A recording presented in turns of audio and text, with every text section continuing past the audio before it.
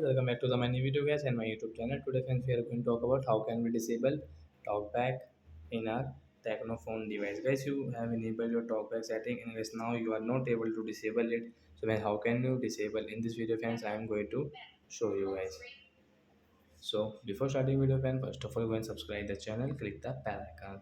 So friends now let's see how to disable talkback. Don't worry friends, I will show you, then guys you can disable your talkback. So first of all guys, scroll your phone with your two fingers. Sorry friends, you can see that we can operate our phone with our two fingers. Let's click on your phone setting with your one finger and guys double tap. Again guys you can see this type of setting, so you will have to scroll with your two fingers.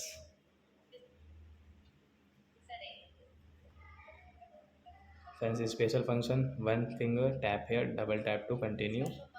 Again guys, accessibility, one tap, double tap, talk back, double tap. Use talk back setting, friends, tap here, double tap, stop talk back, double tap. Means guys your talkback will disable and guys you can use your phone without any talkback problem setting. So like that guys you can disable your talkback in your Tecno phone. So that's it guys, thanks for watching, we will meet on next video, bye bye friends.